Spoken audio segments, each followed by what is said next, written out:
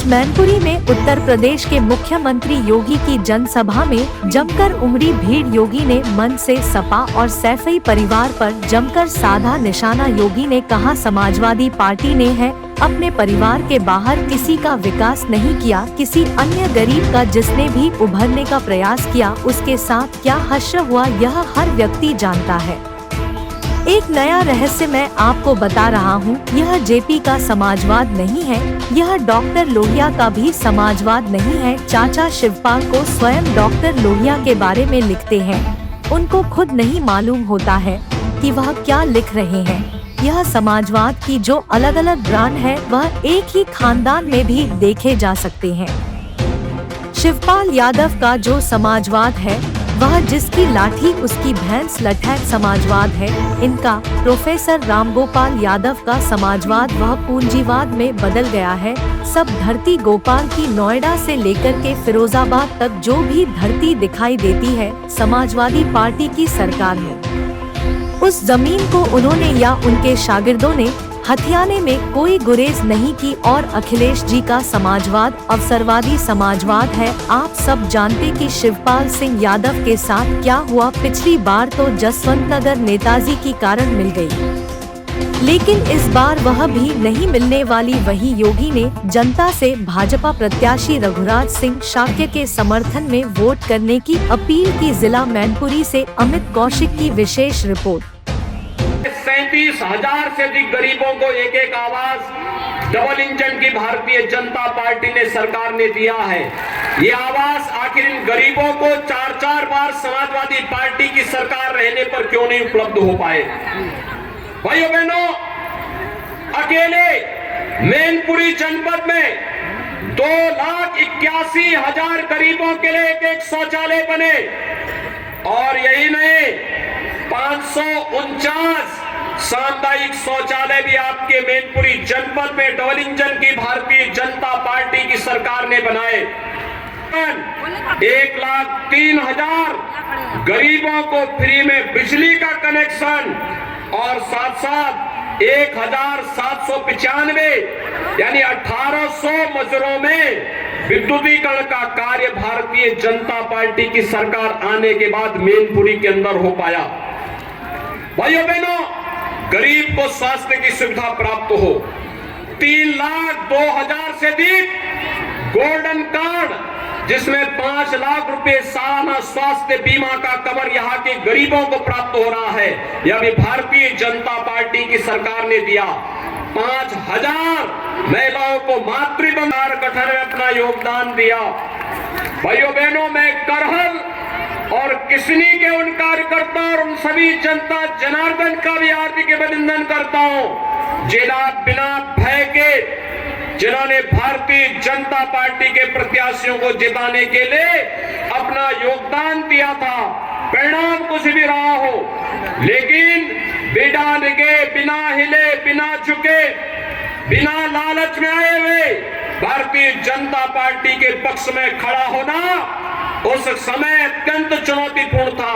और मेरे लिए वे सभी वरीय हैं जिन्होंने इससे ऊपर उठ करके भारतीय जनता पार्टी को अपना समर्थन दिया।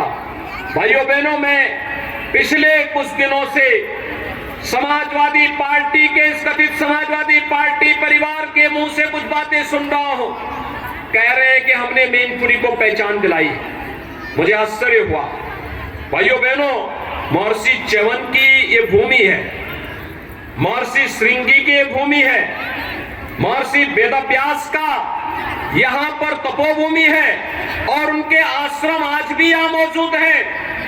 भव्य सूर्य मंदिर के लिए मैनपुरी जाना जाता था और यहाँ पर 7वीं 8वीं शताब्दी में तो सैकड़ों आश्रम इस मैनपुरी क्षेत्र में पाए जाते थे, जो इस बात को प्रमाणित करता है मैनपुरी का इतिहास उतना ही पुराना है जितना पुराना भारत के अंदर मानव समाज और सभ्यता का इतिहास है। लेकिन उसको झुठला करके उस पहचान के साथ 5 दिसंबर को श्री रघुराज सिंह शाक्य को भारी बहुमत से विजयी बनाने की अपील करते हुए बाकी डबल इंजन की सरकार विकास के कार्यों के साथ आपके साथ खड़ी होगी।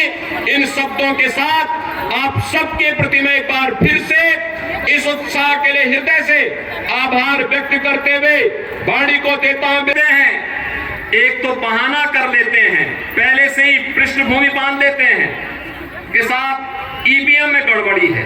अरे उसी ईवीएम में तो 2012 में आपकी सरकार बनी थी, उसी ईवीएम में इस प्रदेश में कई सांसद आपके जीते थे। कैसे आप आरोप लगाते हैं? कभी इलेक्शन कमीशन को दोषी ठहराने लगते हैं और कभी उसकी पृष्ठभूमि बांध करके अपने कारनामों को नहीं देखेंगे, कुछ ना कुछ बहाना बनाएंगे। तो भाइयों बहनों, आज मैं आप सबसे कहना चाहूंगा, समाजवादी पार्टी के इस बहकावे में आने की आवश्यकता नहीं। इनके पास जब भी चुनाव हारना होता दो काम करेंगे, एक आरोप प्रत्यारोप और दूसरा बेचारी डिंपल जी को चुनाव लड़ा करके हराने के लिए भेज देते हैं। फिरोजाबाद में भी इन्होंने यही किया था ना, और कन्नौज में भी यही किया था। चुनाव हारना है तो उनको आगे कर देते हैं। इसलिए भाइयों बहनों, मैं आप सबसे कहने के लिए आया हूं, एक अवसर है आप सबके सामने। आप सब मैनपुरी लोकसभा सीट से जुड़े हुए, पांचों विधानसभा क्षेत्र से जुड़े हुए, चाहे वो मैनपुरी हो, वो गांव हो, करहल हो, किस। क्या नाम है आपका? जी मेरा नाम है मोहित विष्णु। आज आप यहाँ आए हैं मोदी जी के, योगी जी के प्रोग्राम में, और क्या सोच करके आए हैं? जी मैं योगी जी और मोदी जी के काम तो बहुत पसंद हूँ, और योगी जी मुझे बहुत पसंद है। योगी जी की जो सभा होती है वहाँ पर लगता है कि मैं वहाँ पर जाता हूँ। कहाँ से आए हैं आप? जी मैं आया हूँ मथुरा वृंदावन से, गांव मेरा बात है। क्या नाम है आपका? जी मेरा नाम है मोहित विष्णु।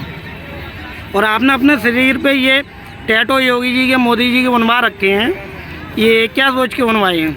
जी उनके एक लगाव की वजह से मुझे बहुत पसंद है उनका काम, और वो मुझे अच्छा लगता है, तो इसलिए मैंने उनको अपनी। आपकी अभी तक ये मुलाकात हुई है योगी जी से? योगी जी से मुलाकात तो अभी हुई नहीं है, पर बनने की मैंने कोशिश नहीं की अभी तक उनसे मिलने की मैंने। आप मैनपुरी आए हैं, यहाँ चुनाव का क्या असर दिखाई दे रहा है? मुझे इस भीड़ को देखकर, इस उत्साह को देखकर लग रहा है कि यहाँ पर अब के भाजपा आने वाली है और बहुत अच्छी तरह से जीत भी हासिल करने वाली है। नहीं, गढ़ तो ये सपा का कहलाया जाता है। गढ़ तो सपा का, सेपी भी था एक किसी टाइम पे कांग्रेस का, वहाँ पर भी हल गया था, यहाँ पर भी हिलने वाला है, और यहाँ पर अच्छी तरह से भाजपा आने वाली है। तो पूर्णतः भाजपा आएगी? पता है, पूर्व है। किसी दिन गढ़ अपने सपा परिवार सपा आजमगढ़ को मानती थी, वहाँ से भी हिल गई, वहाँ से उपचुनाव भी हार चुकी है, और उस चुनाव में मैं भी था, नरुआ भैया जी के साथ प्रचार किया था, और मैं यहाँ पर भी अब आया हूँ।